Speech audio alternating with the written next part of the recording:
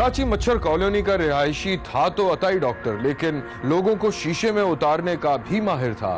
इलाके के लोगों को पैसे कमाने के नए नए तरीके बताता रहता था, बल्कि लोगों के सरमाए से खुद नाम नेहाद कारोबार करने लगा था। लोगों की रकम मुबैना कारोबार में डूबती गई और अताई नौसरबाज पर कर्जे की वापसी का दबाव बढ़ने लगा। ये शोबदाबाज लाखों रुपए के हेर फेर से कैसे निकला, यही है आज की कहानी। मैं हूं पारिस मसरूर और आप देख रहे हैं कोई देखे न देखे, शब्बीर तो देखेगा। सुबह का वक्त था। मछलियों से भरी हुई कश्तियां समंदर के किनारे लग रही थी। माल उतारा जा रहा था और जेटी पर मछेरे अपने अपने ठिये पर मछली फरोख्त कर रहे थे। सिराज भी मछली का व्यापारी था जो मामूल के मुताबिक वहाँ मौजूद था। अचानक उसके दिल में दर्द उठा और वो सीने पर हाथ रखकर जोर जोर से सांस लेने लगा। साथ ही मछली फरोश ने सिराज को देखा तो अपना ठिया छोड़कर उसके पास चला गया। भाई मछली की क्या रेट लगा? ये साहब 600 रुपए किलो। ये 600 रुपए, वो भी 600। 600 ज्यादा है, 400 ले लो आप। यार बिल्कुल हाँ से बता रहा हूँ आपको। भाई ताजा मछली दो। मच्छी फ्रेश है। 400 नहीं है यार। भाई आपको क्या हो रहा है? आपको तबीयत सही नहीं क्या? सिराज भाई क्या हो रहा है आपको? सांस नहीं आ रहा, लगता है बहुत जोर का झटका लगा है। मोहम्मद बाग, रक्षा का है तेरा? नहीं, मैं आपको रक्षा मंगाऊं। नहीं भाई, अब थोड़ा बेहतर है। इस दौरान सिराज उठ बैठा। उसकी तबीयत कुछ बहाल हो गई थी।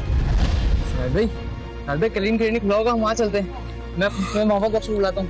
मोहम्मद बाग जल्दी आ यार। रुक जा यार, रुक जा।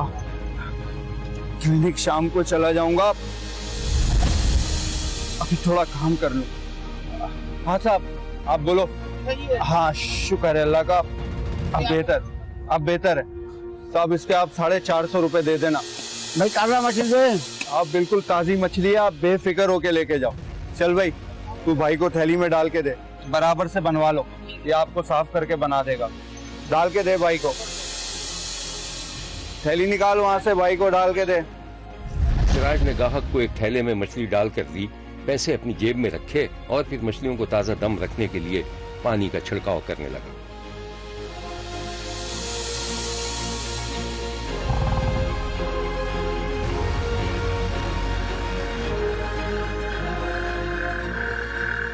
गाहक बराबर में मछली वाले के पास चला गया जो पहले से किसी गाहक का काम कर रहा था। सिराज के 7 बच्चे थे और सिराज घर का वाहिद कफील था। कारोबार अच्छा चल रहा था, इसलिए बच्चों की परवरिश में कोई दुश्वारी नहीं थी।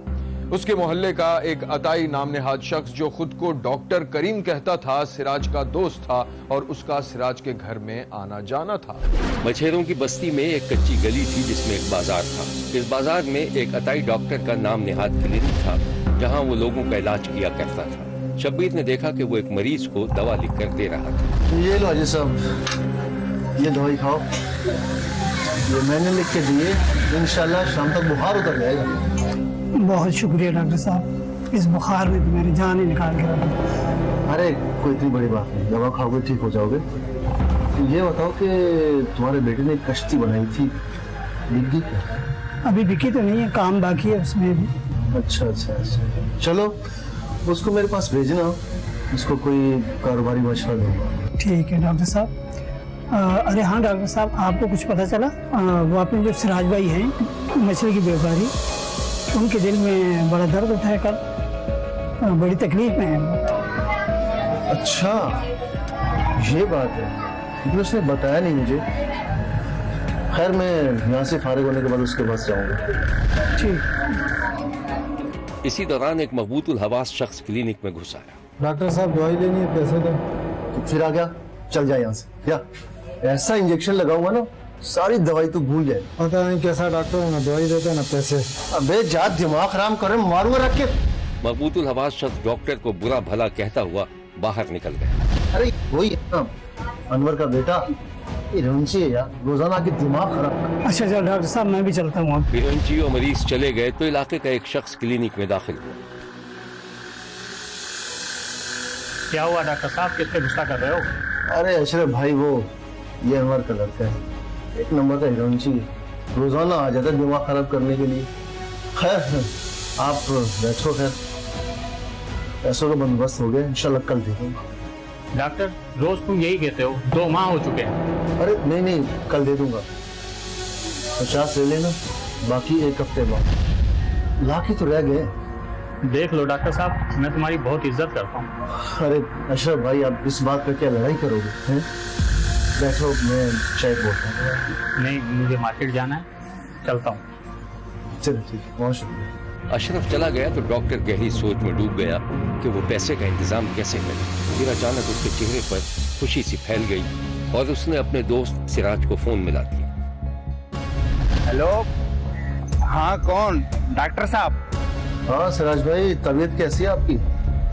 अरे कोई बता रहा था कि आपको दिल का दर्द उठा है। हाँ डॉक्टर साहब बिल्कुल, लेकिन अब तो अल्लाह का शुक्र है कि मैं बहुत ठीक हूँ। नहीं, कोई ठीक भी नहीं है। मैं आपके पास अभी आ रहा हूँ, बल्कि एक काम करो, तुम फौरन क्लिनिक आ जाओ। देखो मामला गड़बड़ है। अरे नहीं नहीं डॉक्टर साहब, आप तो बेवजह परेशान हो रहे हैं, ऐसी कोई बात नहीं। अब मैं ठीक हूँ बिल्कुल। मैं जैसे बोल रहा हूँ वैसा करो, आ जाओ, मैं वेट कर रहा हूँ। अच्छा चलो ठीक है डॉक्टर साहब, मैं काम से फारिग होके फिर तुम्हारे पास चक्कर लगाता हूँ। अल्लाह हाफ़िज़।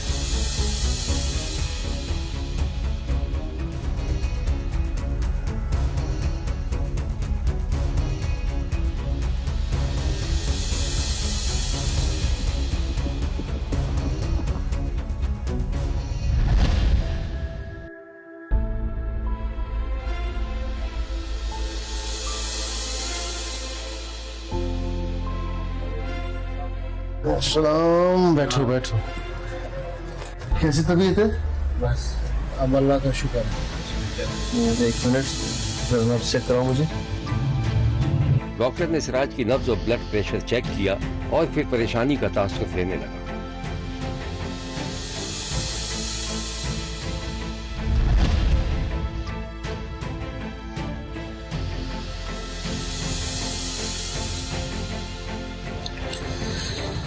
सिराज भाई, गड़बड़ तो हो गई, तुम्हारे खून की नालियां बंद हैं। अरे दिल की नालियां बंद हो या खुली हो, क्या फर्क पड़ता है डॉक्टर? जितनी जिंदगी है उतना ही जीऊंगा। चलो एक काम करते हैं, पूरा मायना कर लेते हैं। चलो अंदर आ जाओ।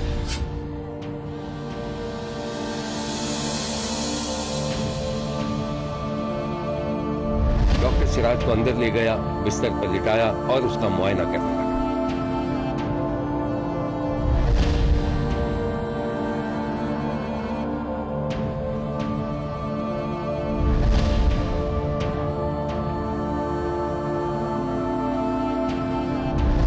सिराज ने सांस रोकी और डॉक्टर घड़ी देखता है।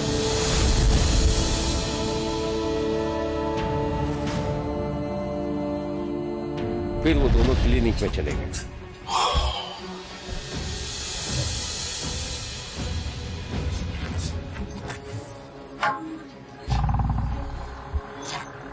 सिराज भाई, अगर हॉस्पिटल जाओगे ना तो 10-20 लाख का खर्चा है।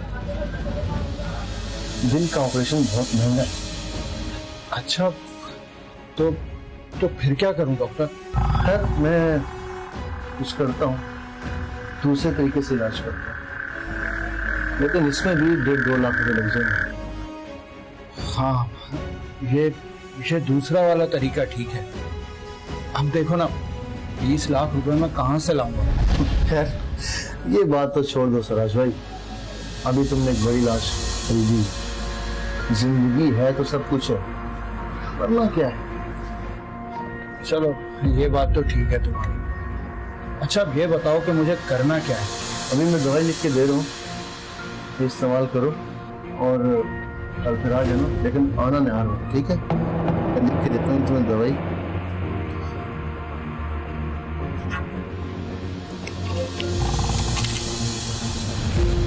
सिराज भाई, मुझे ना आप कुछ सामान खरीदने के लिए मुझे मार्केट जाना होगा। अच्छा, इस वक्त केमिस्ट मार्केट खुली हुई है। तुम एक काम करो, मुझे 1 लाख रुपए दे दो।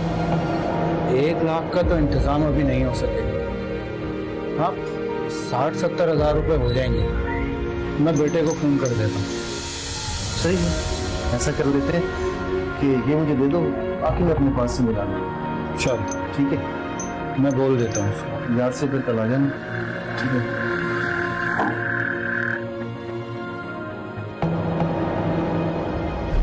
यहाँ लेते हैं हम एक छोटा सा ब्रेक। कहीं जाइएगा नहीं, हमारे साथ रहिएगा, क्योंकि कोई देखे न देखे, शब्बीर तो देखेगा। जाली अताई डॉक्टर ने अपने दोस्त से इलाज के नाम पर कुछ रकम बटोर ली थी और एक कर्जखाह को वादे के मुताबिक कुछ रकम भी अदा कर दी थी। अताई डॉक्टर अपने कर्जखाह अशरफ को फोन कर रहा था। हेलो हाँ डॉक्टर साहब बोलें, क्या बात है? भाई, आ जाओ, अपने पैसे ले जाओ, फिर मत कहना कि डॉक्टर झूठ बोल। अच्छा, आता हूँ। आ जाओ। डॉक्टर ने फोन रखा ही था कि 2 सूदखोर क्लिनिक में दाखिल हुए और खामोशी से डॉक्टर का सामान उठाया। अरे एक मिनट, रुको यार, रुको। क्या कर रहे हो? हाँ, सब क्या कर रहे हो? अभी हम ये सारा सामान ले जाएगा। जब तुम हमारा पैसा देगा, अपना सामान ले जाना। गाड़ी की चाबी दो। अरे खान साहब, क्यों गुस्सा कर रहे हो? क्यों झगड़ा कर रहे हो? बैठो, बैठ के बात करते हैं। बैठो, गुस्सा नहीं करो। क्यों झगड़ा कर रहे हो? हैं? बैठो, मैं तुम्हें चाय पिलाता हूँ। चाय करो। हम चाय नहीं पिएगा, हमको हमारा पैसा चाहिए और अभी चाहिए। समुंदर खान, पैसे मेरे कहीं से आने वाले, 2 दिन की मोहलत दो, पाई लौटा दूंगा। हमको तुम पे एतबार नहीं है। समुंदर खान प्लीज यार, भाई मान लो, बात को समझो, सिर्फ 2 दिन। ठीक है, हम जुम्मे को आएगा और तुमने हमारा पैसा नहीं दिया, हम तुम्हारा दोनों गाड़ी उठा के ले जाएगा। खुदा हाफिज। चलो पास से। याद रखना डॉक्टर साहब, जुम्मे वाले दिन आएगा, हम पूरा पैसा लेकर जाएगा।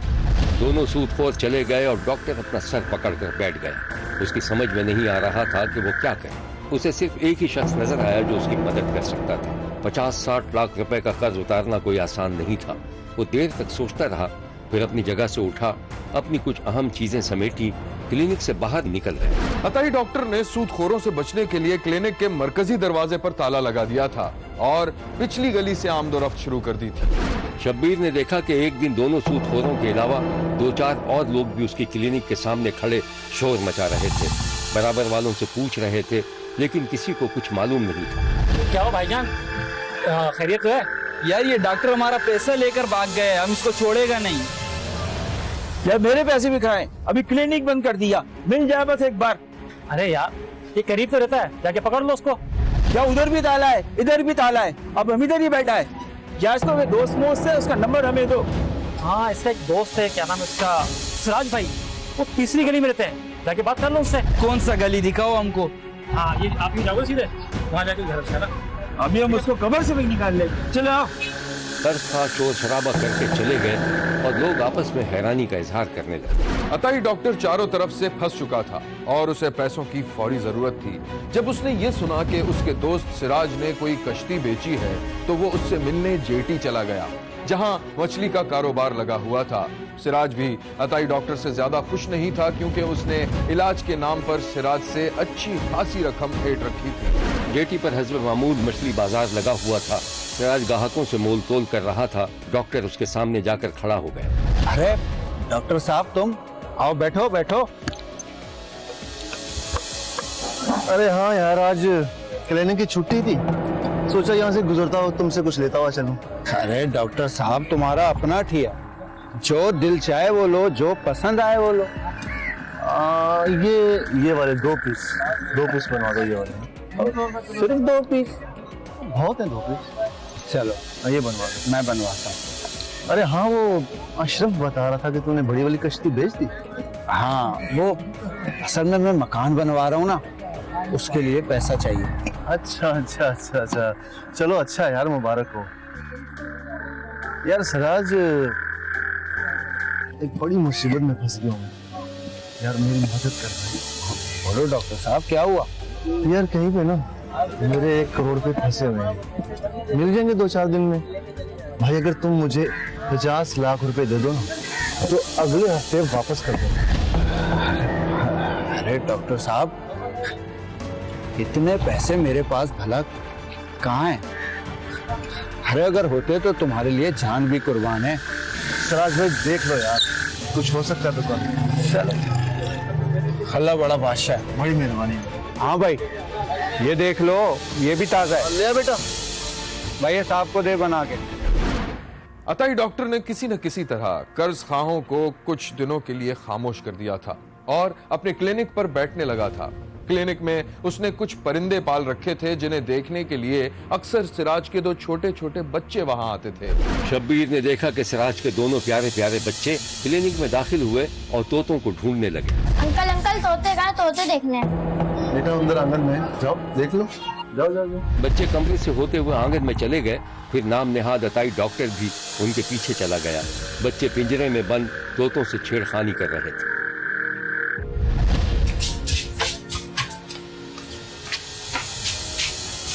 अंकल अंकल तोते बोलते क्यों नहीं है?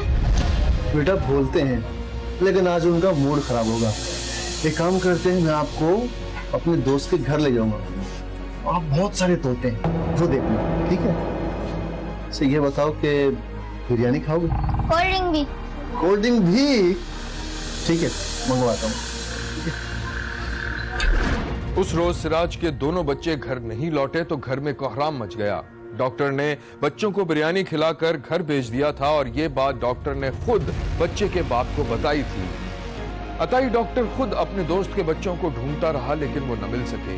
बच्चों के बाप सिराज ने पुलिस में रिपोर्ट दर्ज करवा दी और जब पुलिस ने शक की बुनियाद पर अताई डॉक्टर से पूछगछ की तो उसने इकरार कर लिया कि उसने तावान की नीयत से बच्चों को नींद की गोलियां खिलाकर क्लिनिक में सुला दिया था।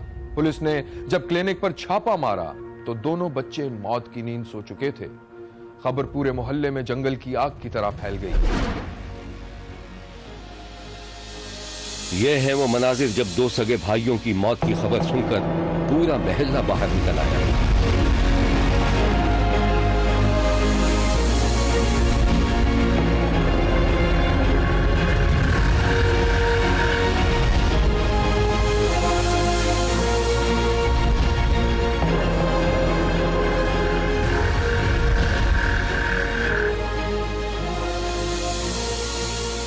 मेरा बच्चों का साथ जो वाक़या है उसका मसला ऐसा था,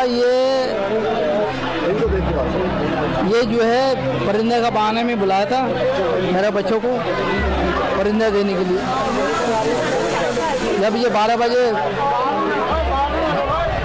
गया बच्चा, फिर मैंने उनको 2:30 बजे कॉल किया। पहला तो बोला नहीं है बच्चा ना, बाद में मुझे कहा बच्चा मेरे पास ही है, वो परिंदा वाला अभी तक आया नहीं, परिंदा लेके आता मैं अपना बच्चा भेज दूंगा। फिर मैंने बेटी को भेजा, बोला अभी तक परिंदे वाला नहीं आया, जब परिंदे वाला आएगा मैं आपका भाई को जो है ना घर पे छोड़ दूंगा।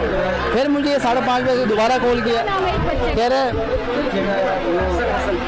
आपका बेटा घर आया नहीं आया।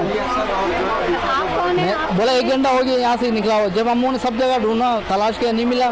फिर हम ये भी हमारे साथ साथ थे, करीम जो है, अब्दुल करीम जो है, डॉक्टर जावेद डॉक्टर जो है, ये भी मेरे साथ साथ था।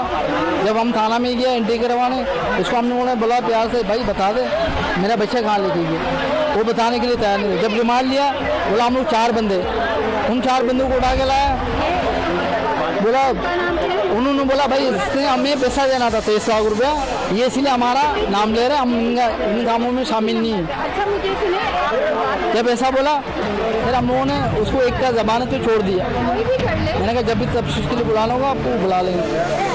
फिर क्या किया इसने, दोबारा जब रिमांड किया, बोला बच्चा मेरा क्लिनिक में, मेरे को मोबाइल में बैठा, मैं अभी दिखा देता हूँ। जब यहाँ बच्चा एक्सपायरी हुआ था, निशावर दवाई पिला के और एक को रुमाल से जो है ना फंदा लगा के फांसी। ये बताएं बच्चों के नाम क्या थे, उनकी उम्र क्या थी? और मोहम्मद अली हसन का 10 साल उम्र है और मोहम्मद अहमद का 8 साल उम्र है।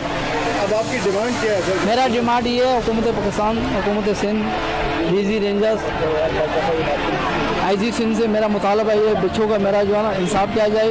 एक खून का खतरा का जो है ना हमें इंसाफ चाहिए। माशाल्लाह बहुत अच्छे बच्चे थे, एक तालीम हासिल कर रहे थे और ये कि जहाँ पे चाहे हुआ तो उनके साथ ही बहुत अच्छे ताल्लुकात थे। ऐसा नहीं कि वो बाहर के थे या अलग थे, और ये कि सब हैरान परेशान है कि इस तरह इतना बड़ा वाक़या कैसे हो गया, जो नहीं होना चाहिए। करीम है वो भी यहाँ हमारे साथ, यानी अच्छा यारी दोस्ती है, सलाम दुआ है। मगर ये है कि वो बंदा ऐसा है कि 2 नंबर बंदा है, फ्रॉड है, पूरे इलाके वालों को उन्होंने गिरफ्तार लिया हुआ है और जो अब चुका नहीं सक रहा है, इसलिए बिना पर ही इसने ये कदम उठाया है, जहाँ तक हमारा अंदाजा जा रहा है। पुलिस ने अताई डॉक्टर को बच्चों के कत्ल के इल्जाम में गिरफ्तार तो कर लिया है, लेकिन बच्चों के घर में उनके वालिदैन, बहन, भाई और रिश्तेदारों पर जो कुछ गुजर रही है उसे बयान करना नामुमकिन है। देखते रहिए, क्योंकि कोई देखे न देखे, शब्बीर तो देखेगा। मशहूर कहावत है कि इंसान को अपने काम से काम रखना चाहिए और किसी के मामले में टांग अड़ाने से बाज रहना चाहिए। रिजवान भी इसी किस्म का नौजवान था। सुबह से शाम तक मजदूरी करता था और शादी करके हंसी खुशी जिंदगी जीना चाहता था, लेकिन शायद वो तकदीर की कारस्तानियों से वाकिफ नहीं था। तदबीर और तकदीर के बीच रिंगती हुई ये कहानी हैरानी की दूसरी तस्वीर है। मैं हूं पारस मसरूर और आप देख रहे हैं कोई देखे न देखे, शब्बीर तो देखेगा। शब्बीर ने एक दिन देखा कि रिजवान अपनी मोटरसाइकिल पर घास के बंडल रख रहा था। शाम का वक्त था, मवेशी अपने बाड़ों की तरफ जा रहे थे और खेत में सन्नाटा हो रहा था। रिजवान ने घास के बंडल को अच्छी तरह चेक किया और फिर मोटरसाइकिल स्टार्ट करके रवाना हो गया।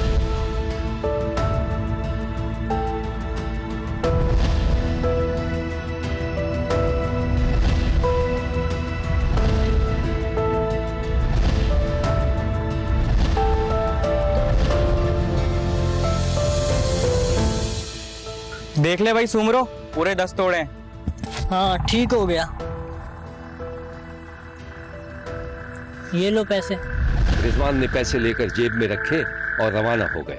रिजवान के जाते ही दुकान पर बैठे 2 ओबाश किस्म के नौजवान दुकानदार के करीब आए। ये तो किसी दूसरे गांव का लगता है यार, मैंने कभी पूछा नहीं है इससे।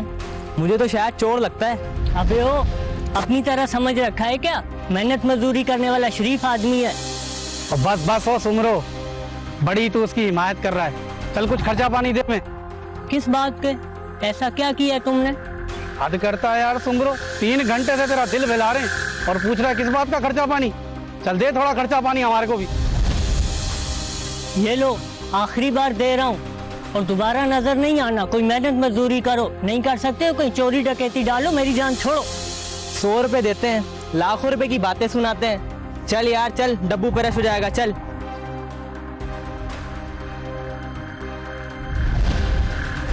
रिजवान यौमिया मजदूरी पर कभी खेतों में और कभी ईंटों के भट्टे पर काम करता था। अपने घर में सबसे बड़ा था और अपनी शादी के लिए पैसे जमा कर रहा था। एक दिन शब्बीर ने देखा कि रिजवान शाम को घर लौट रहा था तो गांव की एक सुनसान सड़क पर रास्ते में पत्थर रखे हुए थे। जैसे ही रिजवान ने मोटरसाइकिल की रफ्तार कम की, करीबी छुपे हुए 2 लड़के उसकी समत लपके। रुको! रिजवान सूरत हाल को भांप गया था। उसने मोटरसाइकिल रोकने के बजाय उसकी रफ्तार बढ़ा दी। डाकू ने उस पर फायरिंग कर दी, लेकिन वो उनसे बचता हुआ आगे बढ़ गया। दूर गांव की एक छोटी सी दुकान के सामने रुक गया और मोटरसाइकिल को चेक करने लगा। अरे क्या हो गया भाई? यार इधर से आ रहा था, डाकू पीछे लग गए, नहीं रुका तो फायरिंग कर दी। अच्छा, फायरिंग की आवाज तो मुझे भी आई थी। तुम्हें कहीं लगी तो नहीं? नहीं भाई, शुक्र है बचा तो गई। लेकिन यार इस इलाके में पहले तो कभी ऐसा नहीं हुआ। असल में ये रास्ता सुनसान है। आप जो है ना नदी की तरफ से घूम कर आया करो, ठीक है? वैसे किस गांव से हो?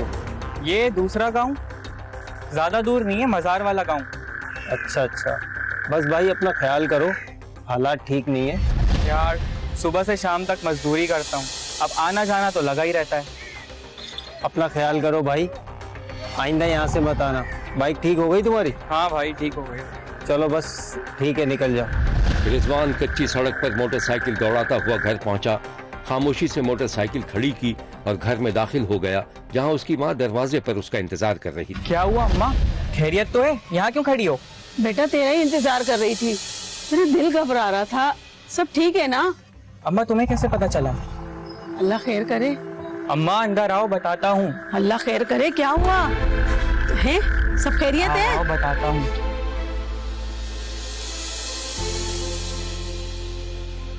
अम्मा डाकुओं ने घेर लिया था मुझे, बड़ी मुश्किल से जान बची है। या अल्लाह खैर, तुझे कहीं चोट तो नहीं लगी? हाँ हाँ माँ, ठीक हूँ मैं। बेटा, मेरा दिल कह रहा है जिस दिन से तेरी मंगनी की है ना, तू ठीक नहीं हो रहा। अम्मा, अब होने वाली बात तो हो गई, इसमें मंगनी का क्या कसूर है? मेरी छठी हिस्स कह रही है ये रिश्ता तेरे लिए ठीक नहीं है।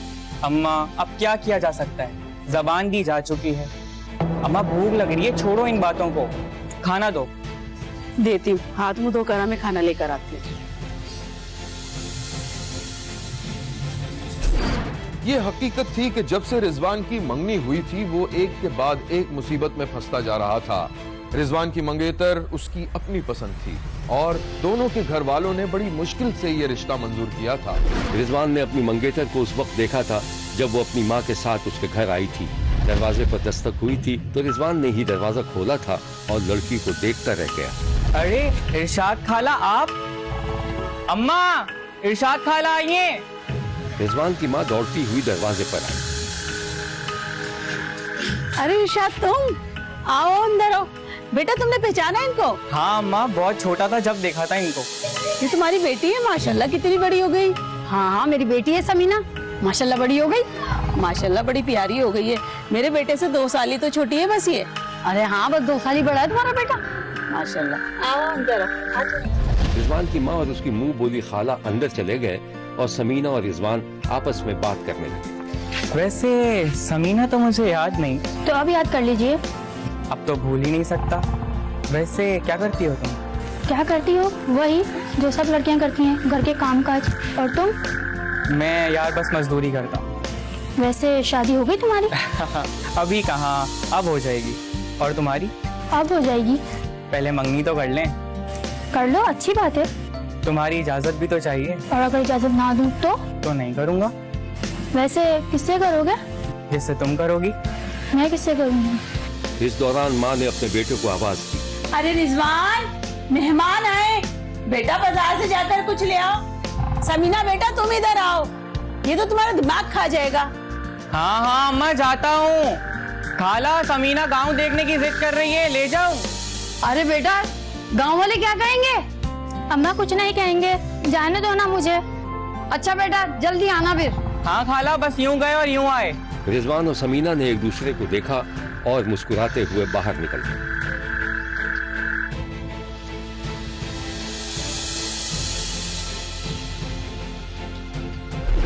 रिजवान और समीना ने पहली ही मुलाकात में एक दूसरे को पसंद कर लिया था। जब समीना के बाप को पता चला तो उसने साफ इनकार कर दिया। शब्बीर ने देखा कि समीना का बाप गुस्से में था और समीना की माँ उसे समझा रही थी। समीना दरवाजे के पीछे से सब कुछ सुन रही थी। अरे कैसी बातें कर रही हो तुम? सोचना भी मत, भाई पैसा है नहीं उन लोगों के पास। हमारी बेटी वाकई करेगी क्या? अरे वो तो हमारी बेटी की किस्मत से सब हो जाएगा। लड़का अच्छा है, मैं तो कहती हूँ चुपचाप मंगनी करवा देते। नहीं, मैंने कहीं और बात की हुई है उसकी। जहाँ आप कह रहे हैं वहाँ तो मैं हरगिज नहीं होने दूंगी, चाहे मेरी बेटी कुंवारी मर जाए। अरे कई बार पकड़ा जा चुका है, वो चोर उचक्का है। तुम्हें किसने कह दिया? खैर वहाँ नहीं तो कहीं और, लेकिन जहाँ तुम कह रही हो वहाँ नहीं होने दूंगा। बात तो सुने। मना कर दिया ना मैंने, अब जाओ। समीना की माँ उदास होकर उठ गई और उधर समीना ने बड़ी मुश्किल से अपने आप को संभाला।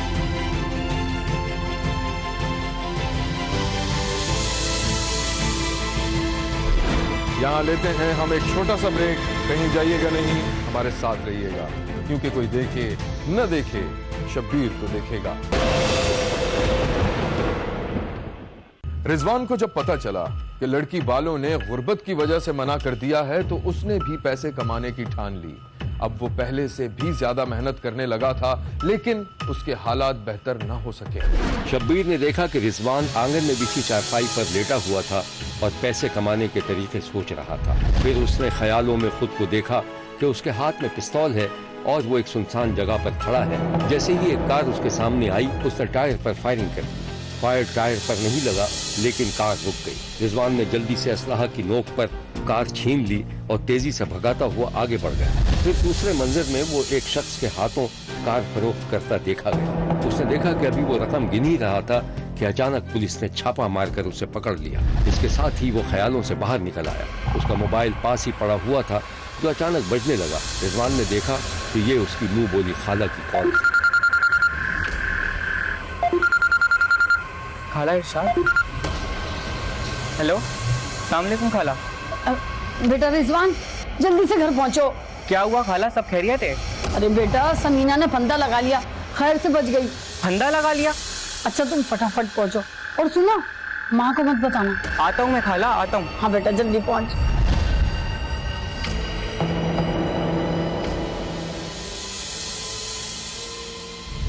दूसरे ही लम्हे रिजवान ने अपनी मोटरसाइकिल निकाली और तेजी से समीना के गांव पहुंच गया। उसे समीना का दरवाजा खटखटाया तो समीना के बाप ने दरवाजा खोला। वो रिजवान को देखकर गुस्से में आ गया, लेकिन खामोशी से एक तरफ हट गया। अरे कौन है? खाला मैं हूँ। आजा बेटा अंदर आजा। कहाँ है समीना, क्या हुआ है? माँ ने उंगली से इशारा करते हुए उसे समीना के कमरे में भेज दिया। समीना की आंखें बंद थीं। समीना, तुम पागल तो नहीं हो गई? ये क्या किया तुमने? तुम ठीक तो हो ना? ठीक हूँ, तुम्हें किसने बताया? छोड़ो इस बात को, उठकर दिखाओ मुझे। मैं ठीक हूँ, ये देखो। शुक्र है खुदा का, तुमने तो जान ही निकाल दी थी मेरी। पर खुदा के लिए आइंदा ऐसा जुल्म मत करना, मैं तो बेमौत मारा जाऊंगा। तो क्या करती? अब्बा मानने के लिए तैयार ही नहीं थे। कुछ मत करो, सब ठीक हो जाएगा। इस दौरान समीना के बाप की गुस्से भरी आवाज गूंजी। समीना की माँ, तीमारदारी हो गई हो तो साहबजादे से कहो तशरीफ ले जाएं।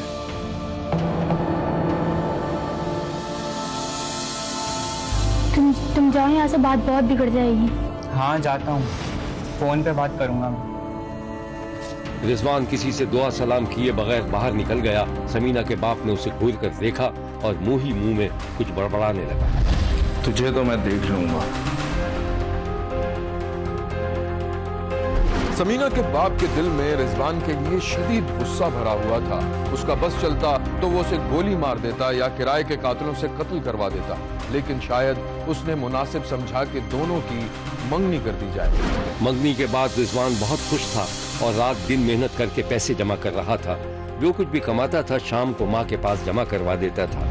एक दिन वो मोटरसाइकिल पर चारा रखे गाँव की तरफ आ रहा था कि रास्ते में उसे दो डाकुओं ने रोक दिया। उतर नीचे, उतर नीचे गाड़ी पे से। कौन हो तुम? बकवास बंद कर, चाबी इधर दे। नहीं दूंगा चाबी। उतर गाड़ी पे से, चाबी दे। कौन हो तुम? तो कुछ निकाल, सेट मोबाइल दे। नहीं, निकाल, चाबी दे। चाबी नहीं दूंगा, नहीं दूंगा। रिजवान ने शदीद मज़ाहमत की, लेकिन डाकू उसे गोली मारकर उसकी मोटरसाइकिल छीन कर चले गए। शब्बीर ने देखा कि रिजवान जमीन पर तड़प रहा था। रिजवान की मौत के बाद उसके घर में फर्शे मातम बिछ गया था। उधर उसकी मंगेतर पर गशी के दौरे पड़ रहे थे।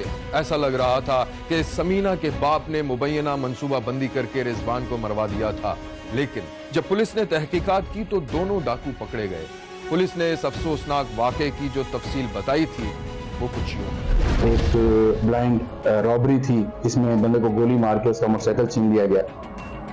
उसमें हमारी सदर पुलिस ने और उनकी टीम ने, इफ्तिखार मलकानी की टीम ने शबाना रोज़ मेहनत करते हुए अल्हम्दुलिल्लाह वो तीनों मुकदमा ट्रेस किए। और ब्लाइंड मर्डर जो था वो हमारे साथ में ही तशरीफ़ रखते हैं रब नवाज साहब। इनके बेटे को रात के अंधेरे में चलते मोटरसाइकिल पर गोली मार के कत्ल कर दिया गया, और जिस पर हमने टेक्निकली और अपने ह्यूमन इंटेलिजेंस के थ्रू काम करते हुए हमारी पुलिस ने, सदर पुलिस ने बेहतरीन काम करते हुए दोनों कातिलों को पकड़ा। और वो इस वक्त पाबंद सलासल हैं कि जो भी फर्ज किया वो लोग जो कि मोटरसाइकिल डकैती में पकड़े जाते हैं खसूसन, उनसे रिकवरी तो जरूर हो जाती है। अब एक बंदे का 1.5 लाख 2 लाख का मोटरसाइकिल है, लेकिन अगर उसकी रिकवरी कम भी मिली है, ये देखा जाए कि वो रिकवरियां दे के वही बंदा फिर से तो क्रिमिनल नहीं बन रहा। तो उस पर हमें ट्रैकिंग रखनी बड़ी जरूरी है ताकि हम फ्यूचर में इस तरह के अवामिल को पनपने न दें। रिजवान एक सीधा सादा मेहनत कश था जो हक हलाल के लिए रात दिन एक किए हुए था। उसे क्या खबर थी कि अपनी शादी से कुछ दिन पहले वो डाकुओं की गोली का निशाना बन जाएगा। पुलिस ने डाकुओं को गिरफ्तार तो कर लिया है, लेकिन सवाल ये है कि बढ़ती हुई डकैतियों और गुंडागर्दी की वारदातों के बावजूद पुलिस ऐसा इंतजाम क्यों नहीं करती कि उनके इलाकों में इस तरह के शरपसंद और जराइम पेशा अनासिर सर ही ना उठा सके। देखते रहिए, क्योंकि कोई देखे न देखे शब्बीर तो देखेगा। यहाँ हमारे प्रोग्राम का वक्त खत्म हुआ। अगले हफ्ते फिर हाजिर होंगे इसी वक्त सिर्फ एक्सप्रेस न्यूज पर। देखना मत भूलिएगा, क्योंकि कोई देखे न देखे शब्बीर तो देखेगा।